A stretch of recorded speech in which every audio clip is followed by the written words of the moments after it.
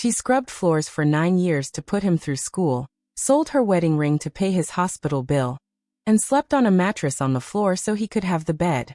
The week his company went public for $2 billion, he stood at the altar, and the bride walking toward him wore her sister's face.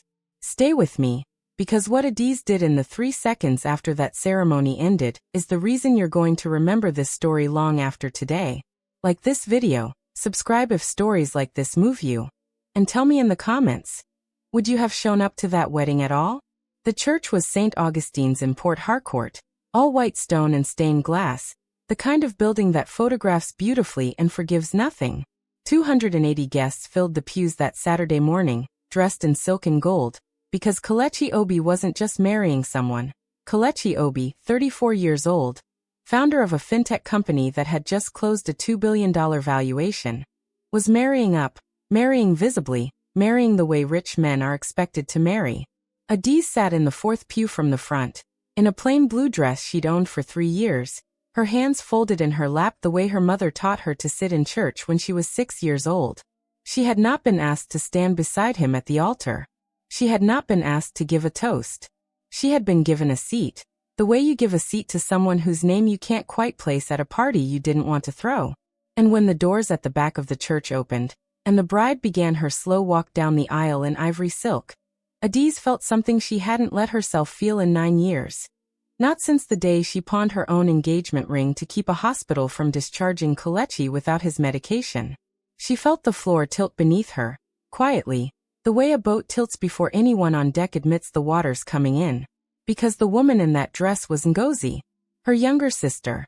I need you to sit with that for a second, because the story you're about to hear only makes sense once you understand exactly what it cost her to sit still in that pew and watch it happen. This is not a story about a broken heart.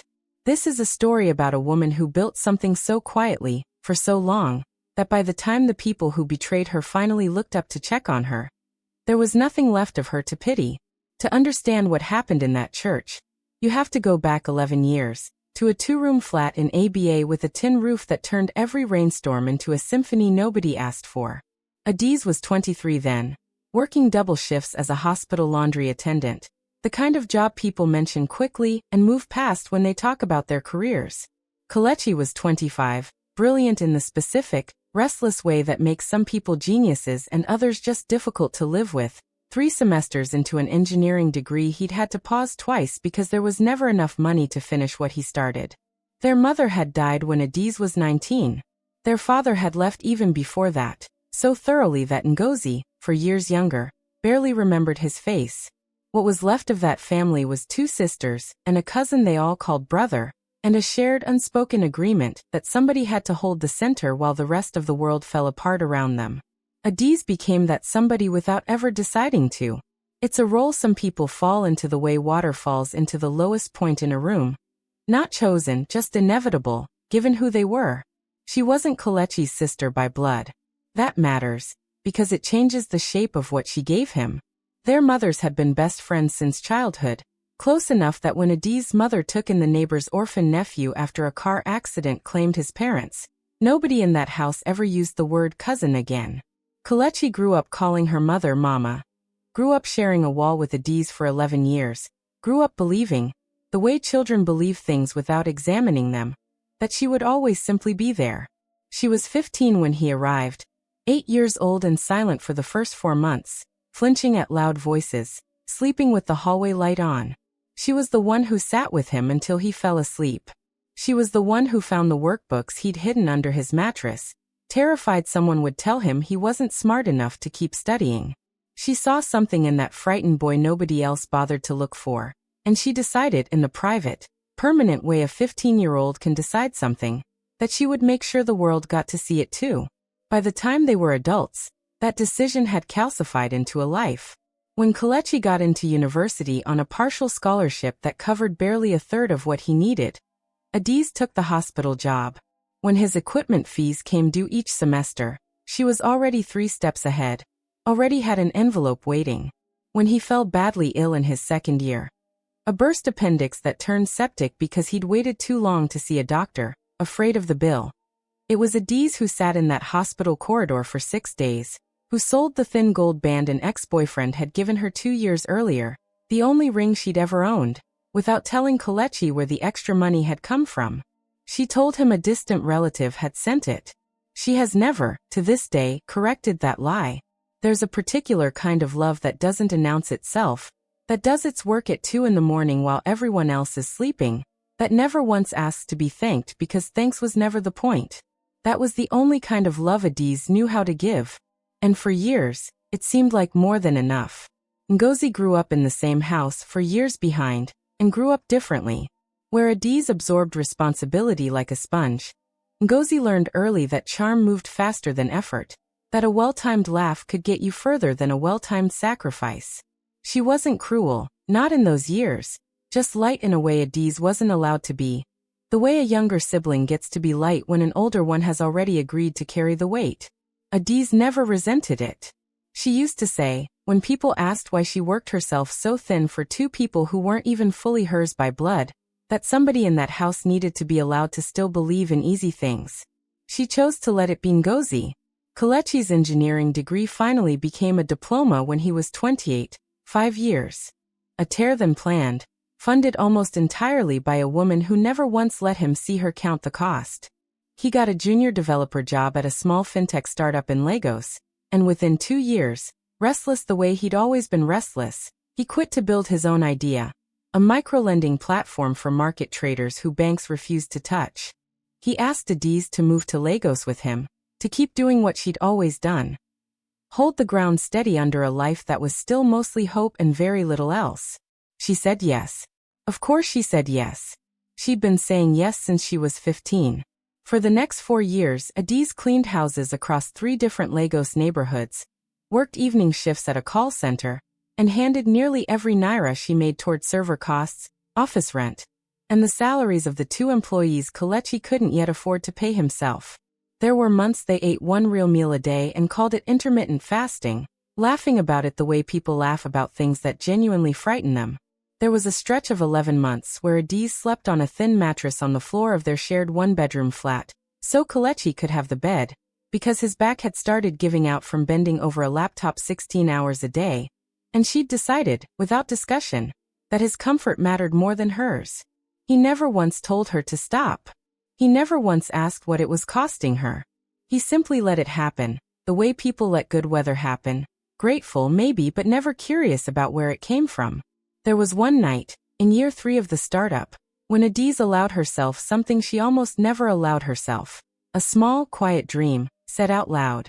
She told Kelechi, over a dinner of rice and stew stretched to feed 2 on the budget of 1, that once things were stable, she wanted to open a bakery. Nothing large.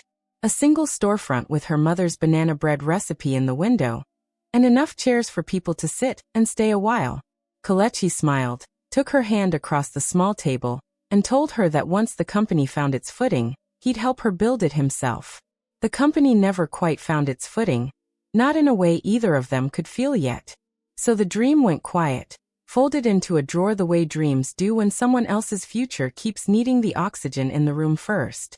What Kelechi never noticed, what he was too consumed with his own survival to notice, was that Adaeze had never actually stopped building that dream. She just built it in the only hours nobody was watching. On her 1 day off a week, she started baking small batches out of their cramped kitchen, selling loaves through word of mouth to neighbors, then to a few local shops willing to take a chance on an unknown name. She called the label Mama's Table, after her mother, and told almost no one it existed beyond a handful of regular customers. It wasn't a business yet. It was a private act of hope she kept mostly to herself, the way you keep a candle lit in a room you don't expect anyone else to enter. Kelechi noticed the extra flour in the kitchen exactly once, asked what it was for, and when she told him he laughed. Not cruelly, just distractedly, the way you laugh at something you've already decided doesn't matter. "That's sweet," he said, eyes already back on his laptop screen. "Little side thing, yeah?" He never asked about it again. And it stopped being little. Slowly, invisibly, the way real things often grow. Within 2 years, Mama's Table had contracts with 4 cafes across Lagos. Within 4 years, a regional supermarket chain had picked up her packaged goods for shelf space in 11 locations. She reinvested every naira of profit instead of spending it, because she had learned, the hard way, that a woman with no safety net builds her own or she drowns. She told Kelechi almost none of it. Partly because he never asked. Mostly because she had learned, quietly and painfully, that his attention only had room for one struggling dream at a time, and it was never going to be hers. There was a night, 6 years into the Lagos chapter, when a national retail chain offered Mama's Table a distribution deal that would have doubled her revenue overnight. The single biggest moment of her working life up to that point. She came home that evening lit up from somewhere she'd almost forgotten she had, wanting, just once, to tell someone who might actually understand what it meant. Kelechi was hunched over his laptop, jaw tight, 3 investor calls deep into a funding round that was collapsing in real time. When she told him her news, he barely lifted his eyes. "That's great, babe. I've got real numbers to sort out tonight." Real numbers. She stood in the doorway a moment longer than she meant to, then quietly closed the deal herself the next morning. She never brought him good news again after that. There's only so many times a person can knock before they stop expecting the door to open. Now we need to go back into the story of the company, because this is where the ground truly started shifting beneath everyone's feet, and almost none of them felt it happening. Kelechi's fintech company, which he'd named Zenith Credit, spent nearly 3 years circling failure without ever quite falling into it. Investors passed. Competitors with deeper pockets copied his core idea and outspent him into irrelevance in 2 major cities. He grew short-tempered, grew desperate in the specific way ambitious men get desperate. Not humble, but hungrier, willing to reach for anyone who promised him a way out that didn't require him to admit how close to the edge he actually was. That's when Chidinma Falana entered the picture. Not through Kelechi directly, but through Ngozi, who by then had moved to Lagos herself and taken a marketing job at a boutique agency 2 floors below Zenith Credit's cramped office.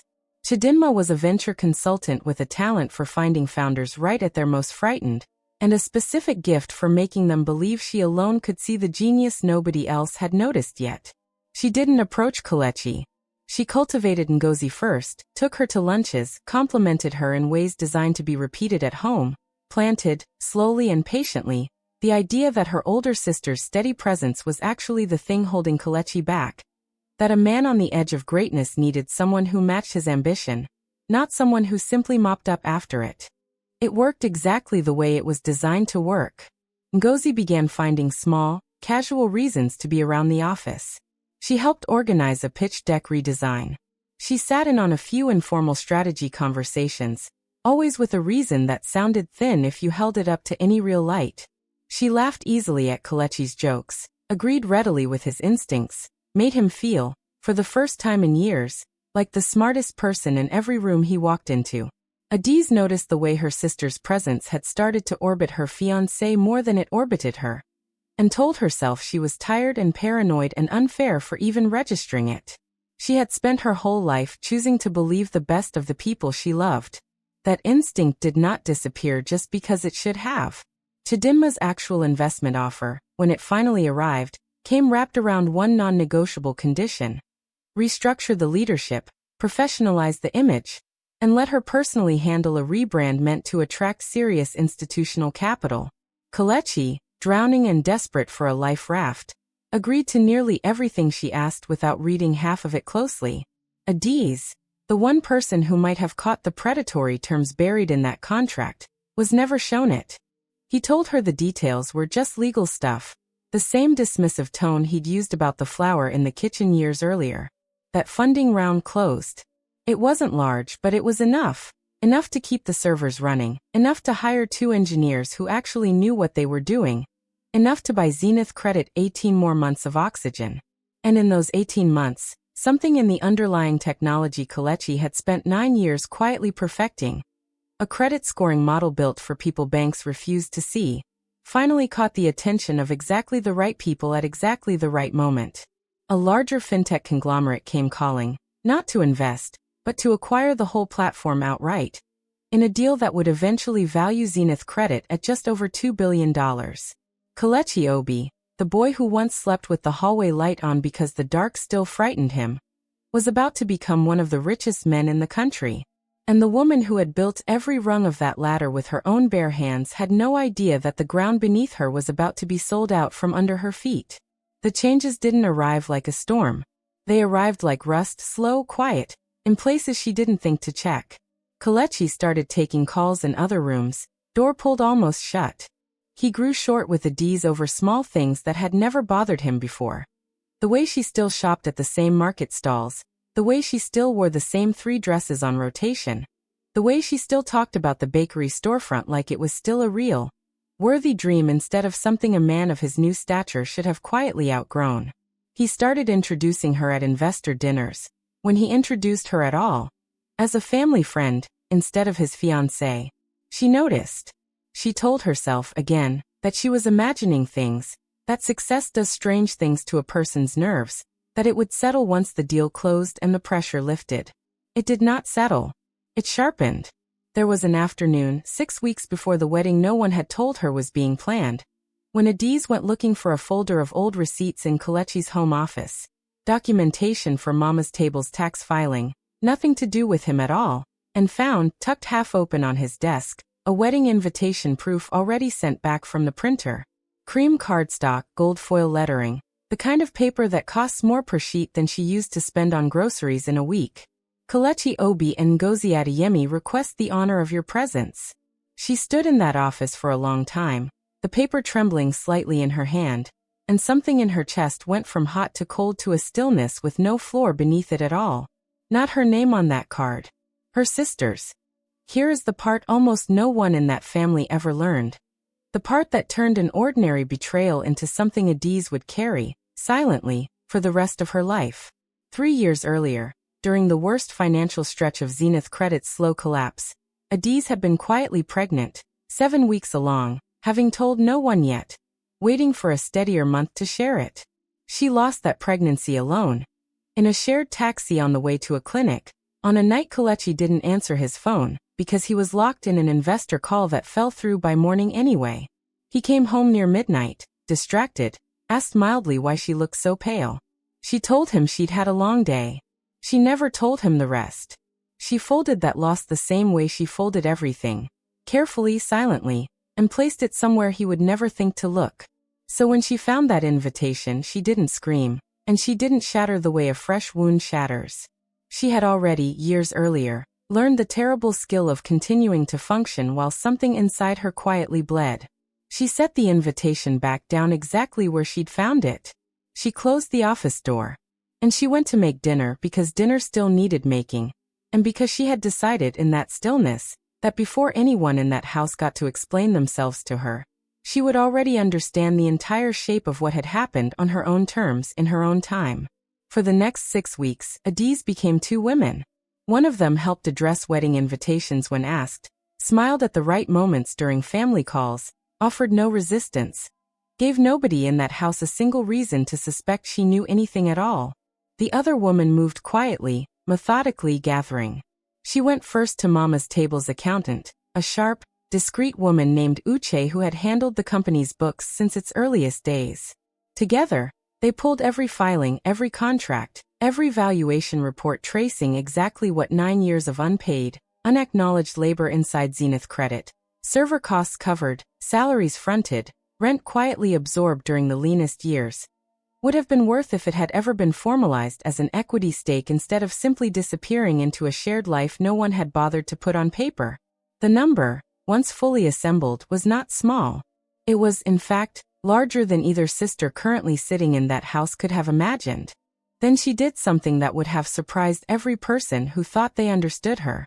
She hired a lawyer, a calm, unflashy woman named Ijeoma Bello, recommended by a former Mama's Table distributor, and asked a single careful question.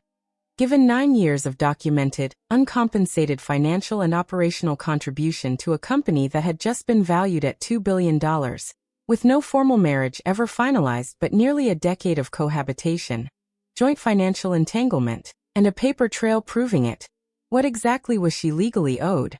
The answer, delivered over 3 long meetings, changed everything.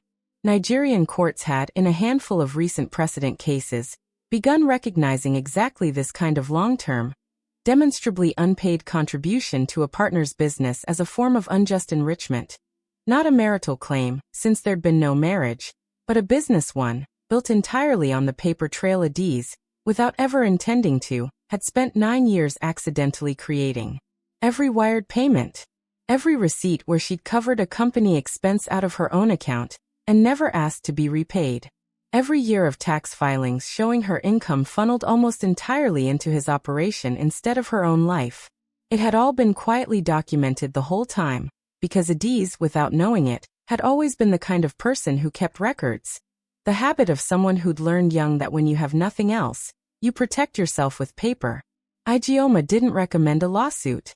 She recommended something faster, and in its way, far more precise. A formal notice of claim, filed and served the same week as the wedding, time to arrive with maximum legal weight at the exact moment the acquisition deal was finalizing, because a $2 billion acquisition cannot legally close with an unresolved, documented equity claim sitting unaddressed against the founder's personal financial history. It would freeze the deal. It would force disclosure. And it would force Kelechi, publicly and unavoidably, to answer for exactly what he had built his fortune on top of, at precisely the moment he least wanted anyone looking closely. Adaeze signed the paperwork 3 days before the wedding, in Ijeoma's small downtown office, her hand steady in a way that surprised even her.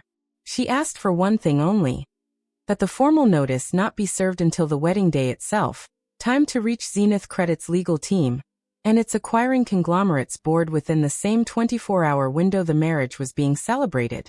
Not out of spite, she told Ijeoma quietly, because she wanted the timing to make one thing unmistakably clear to everyone in that family, without her ever having to raise her voice to say it. Then she went home, ironed the blue dress she would wear to her own sister's wedding, and told no one what was coming. Which brings us back to St. Augustine's, to the white stone and the stained glass and the 280 guests, to Ngozi walking down the aisle in ivory silk toward the man Adaeze had spent 9 years building out of nothing. We're back inside that frozen moment now, but you understand it differently than the guests in those pews did. You know what was sitting, unopened, in an inbox at Zenith Credit's legal department. You know what was sitting, unopened, in an inbox at the acquiring conglomerate's general counsel's office. You know that the woman sitting perfectly still in the fourth pew, hands folded, face giving nothing away, was not a woman quietly grieving in public. She was a woman watching the last piece of something she had built with far more patience than heartbreak. The ceremony proceeded exactly as ceremonies do. Vows exchanged, rings placed, the officiant's voice rising warm and certain through the sanctuary. Adaeze watched her sister promise forever to the man she herself had once promised the same thing to. In a kitchen with no working stove, over a dream neither of them could yet afford. She did not cry. She did not look away.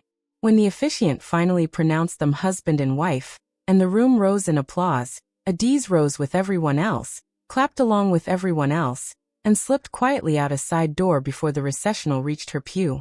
She was in the church parking lot, sliding into her car, when her phone began buzzing, first once, then in a rapid, unbroken stream. She didn't need to look to know what it meant.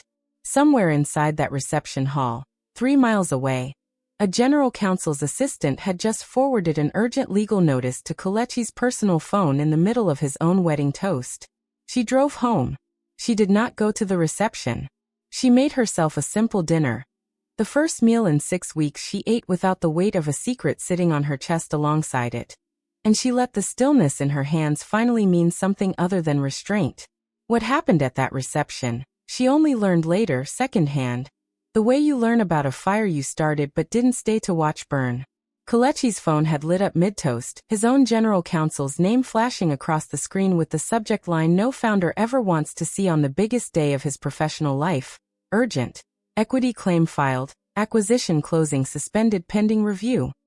He'd stepped away from the microphone, ashen.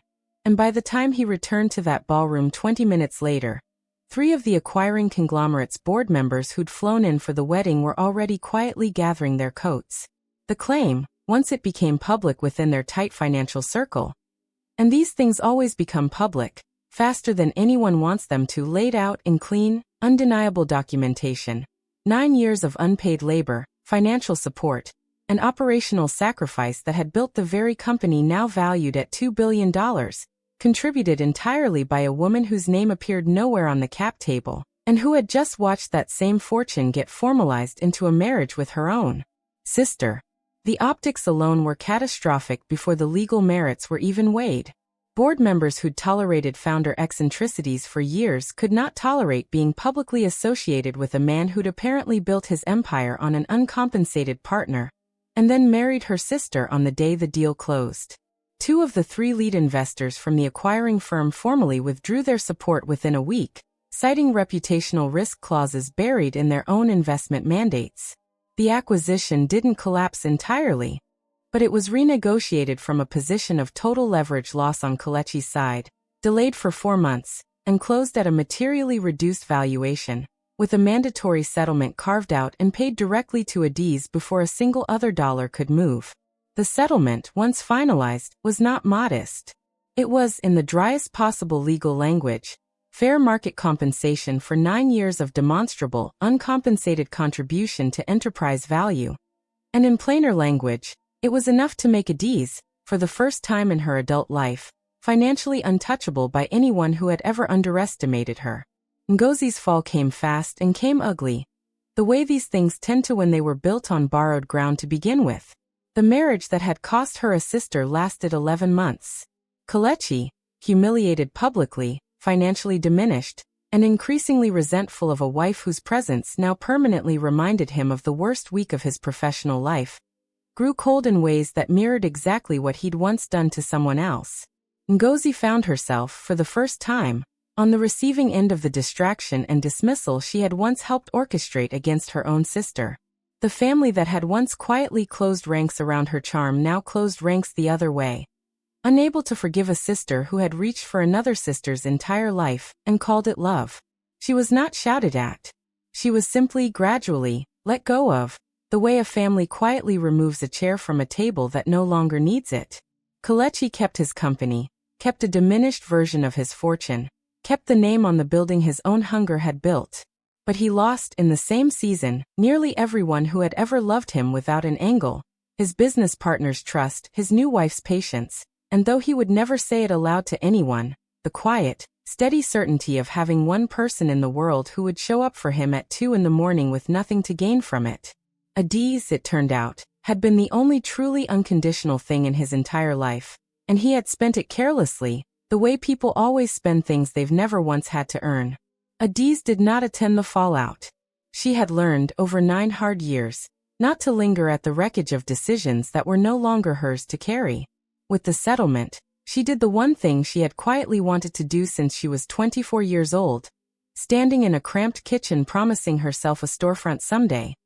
She opened Mama's table as a real bakery, a single warm room with her mother's banana bread recipe in the front window and enough chairs for people to sit and stay a while, exactly the way she'd described it all those years ago at a table with barely enough food for 2. It became 3 storefronts within 18 months. Then a small regional chain within 3 years, run entirely on her own name, her own timeline, her own terms. She hired women from the same kind of background she'd come from, women who'd spent years holding up other people's dreams for free, and paid them properly on paper from day one, because she had learned, in the most expensive way possible, exactly what it costs a person when nobody bothers to write down what they're worth. Some months later, if you'd gone looking for Adaeze, you wouldn't have found her at any gathering of the family that once quietly overlooked her. You'd have found her instead on a bright morning in the original Mama's Table storefront, flower on her hands, laughing with a regular customer over the display case, entirely her own woman in a life built on ground nobody could take back from her, because this time, every inch of it had her name on it. It said Kelechi came by that storefront once, nearly 2 years after everything, and stood across the street for a long while without crossing. Whether he meant to speak to her or only to look, no one can say for certain. Through the wide front window, he would have seen her there in the morning light, unhurried, unbothered, entirely free in the true sense of a word he'd once used carelessly at an altar that cost him almost everything he had. He didn't cross the road. He stood there a moment longer, then turned and walked away, carrying himself quietly out of a story that no longer had any room left for him. Here's what's worth carrying away from all of this. The world tends to reward the loud claim, the quick move, the person who grabs first and asks questions later. But there's another kind of strength that rarely gets talked about. The strength of a person who keeps building quietly, keeps documenting patiently, keeps choosing dignity over noise, even while everyone around them mistakes that patience for weakness. Adaeze never raised her voice in that church. She never begged anyone to see her value while it was happening. She simply kept doing what she had always done. Showing up, keeping records, building something real. And let the truth arrive exactly when it was ready to, in a form nobody in that family could argue with. If you've ever given everything to someone who only noticed once you stopped, if you've ever been the quiet one people mistake for someone with nothing to offer, this story was for you. Remember that stillness is not surrender. And the people who build in silence are very often the ones still standing long after everyone who doubted them has walked away. Share this with someone who's been carrying more than their fair share of a life they didn't get proper credit for. Leave the word "seen" in the comments if this one found you exactly where you needed it. I read every single one. Take care of your own quiet hands. They're building more than you think. I'll see you in the next story.